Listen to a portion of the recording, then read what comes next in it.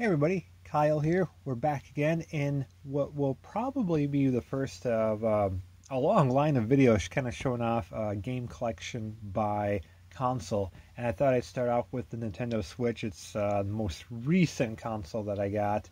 Well, recent being fall 2017. Currently it is August 2020. It's been a pretty crap year so far, but some pretty good times to stay in and catch up on a lot of games for a lot of people. Unfortunately, I have a position that does not allow me to do that, but oh well. So we're going to start with the Nintendo Switch, a console I've just really been enjoying quite a bit. There it is right there. There's my shirt. Hi, everybody. And yeah, I don't have the Switch Lite just yet, but I probably will pick one up for the holidays. I think it will be kind of fun to get one of those. So got this little nice little cleaner as well from Nintendo, because you know you got to collect everything with that Nintendo logo on it. It has to be collected. So we're going to show off several games. Very briefly explain why I got one or whatnot, and we're going to show off some fun little controllers and accessories for the Switch itself. For example, if anyone gets the Switch, I highly recommend one of these cases. It's a lot of fun. Got places to keep the extra straps for the Joy-Cons. I got 4 of them in there, just in case. And I have a couple extra of these red cases. Each one holds 4 games. I have 3 of them in this pouch, and of course 2 of them will be right here for a total, if math serves correctly, of 20 games that I usually always carry with me. So always recommend one of those. Alright, to the games themselves. These are in no particular order whatsoever. Not when I got them, not my most favorite to least favorite, just I have a pile of them, and I'm going to shoot through them here real quick. And again, just a brief explanation as well. Well, this one actually is more recent, Clubhouse Games 51. I actually really enjoy the Clubhouse games on the original DS, had a lot of these on there, as well as some miscellaneous whatnot. This one's fantastic, 1 to 4 players, you can play online. Lots of great games. Highly recommend it just for the 8-ball pool. The air hockey is a lot of fun on there as well. So, like many people, got my Animal Crossing, and this is coming from someone. I'm not a huge Animal Crossing fan in the past. I have the Wii version and I have the 3DS version. I probably played a few hours of each one, quite honestly. I probably played more of that Pocket Camp for mobile phones than I have anything else, but this one's pretty addicting. I put a lot of time into it thus far, and probably will in the future as well. Luigi's Mansion 3, great series, very underrated, even though it's from Nintendo themselves and stars a Mario Brothers character. I feel a lot of people don't talk about Luigi's Mansion quite a bit. This one's fantastic. Love just sitting back with that Pro controller, and this has a fun multiplayer as well. Little weird. Legend of Zelda: Link's Awakening. I'm usually against ports coming to Switch at full price. It's great the Switch is getting a lot of ports. I'm all for that, but I did not like paying $60 for this game or a lot of other games. However, Link's Awakening and I go pretty far back. It was an early Game Boy game that I got, and actually one of the first and few Zelda games that I actually had the attention span to sit through and finish all the way through. So we go pretty far back. So Link's Awakening for Game Boy and the DX model for Game Boy Color. So had to get this one as well.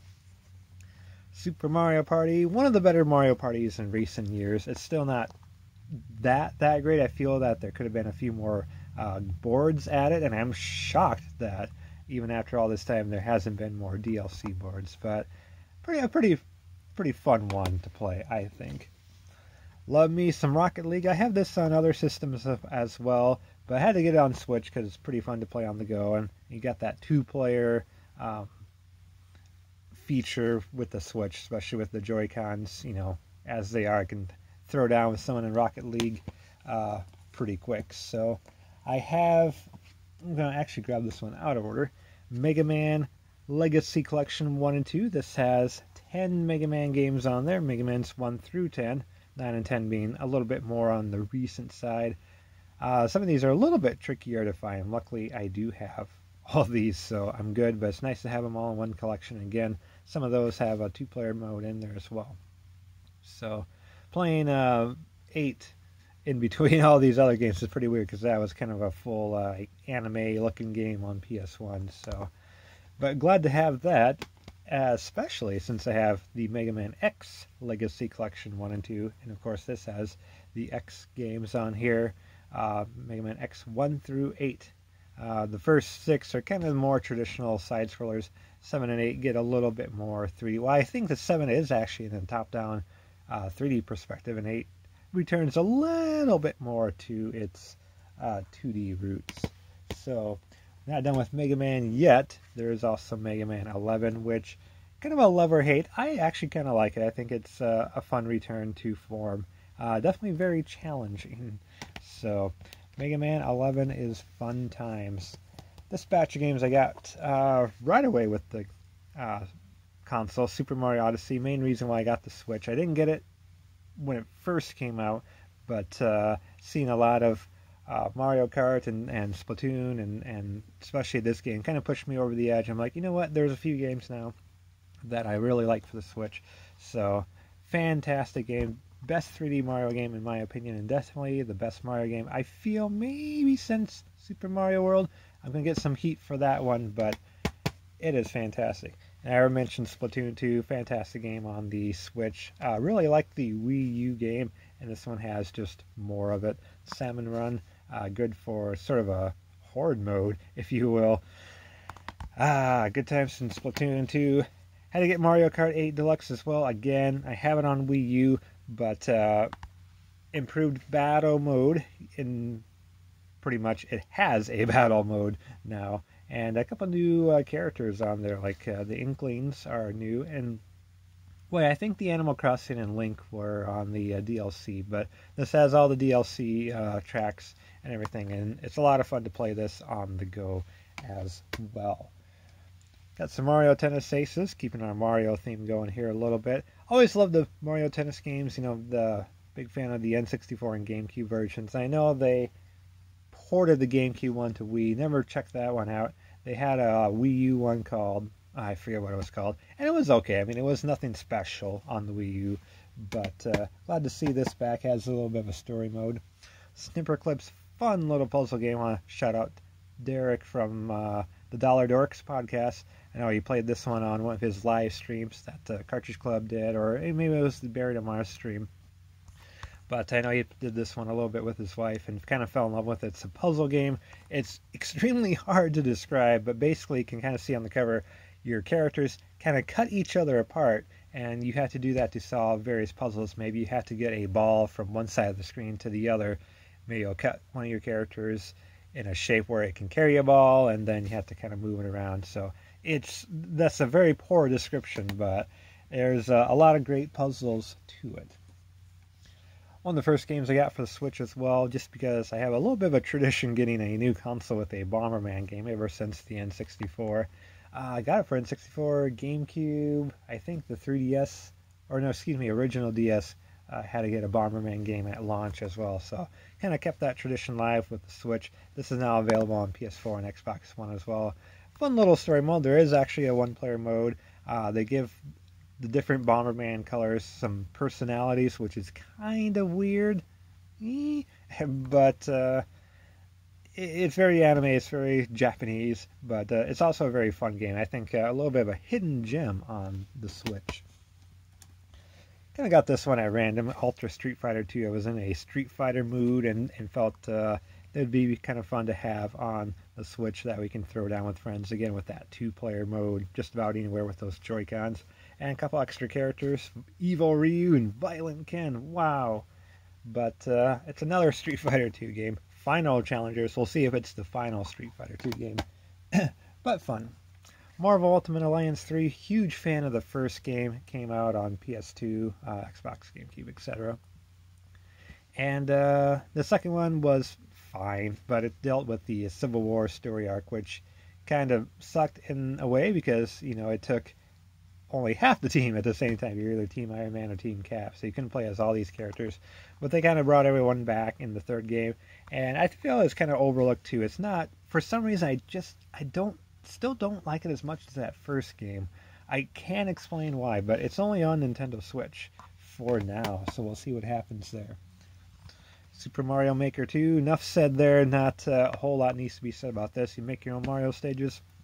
You can now do Super Mario 3D World in there as well. Spent a lot of time. It's probably one of my most played games on the Switch. Having a lot of fun with that. It does have its own story mode as well, about 100 stages from Nintendo. So even if you're not a big fan of playing other people's stages or not very creative, I made a stage or two. Had some fun with it. They've added some new stuff since then, so I might go back and play or make a few more stages. But definitely a fun game to have. I doubt Switch will get its own exclusive 2D Mario Brothers games, so you might as well pick this one up and play the stages from Nintendo themselves. Pair of games here. I did get the Pokemon Let's Go Pikachu game, kind of a 3D remake of the original Pokemon Red, Blue, Yellow. More so Yellow in this case because it has Pikachu with you. But it's pretty simple. There's kind of a shared XP option where all your Pokemon get XP for just being there. Participation trophies, I guess. Some people didn't like it because it was a little too simple. But I dug it. In fact, I grew up being a pretty big Pokemon fan for the first 3 gens, and I kind of, first couple seasons in the anime, but I kind of got out of it for a while, but I always kind of kept a watchful eye on it, and I think this game kind of brought me back into the fold a little bit, because it's like, you know what, this is what I was a big fan of. In fact, it even let me go get Pokemon Shield. And as far as the Pikachu one, it was that or Eevee. I kind of wanted Eevee a little bit more, but did decide on Pikachu last minute. And I'm kind of glad I did, because a couple exclusive Pokemon that are only in this version of the game really helped me out quite a bit. And same with Sword and Shield. I did actually want Pokemon Sword originally because it has Sirfetch'd in there, kind of a new version of Farfetch'd. But when I went to go pick the game up, they actually did not have any more Pokemon Sword, so I had to settle for Shield.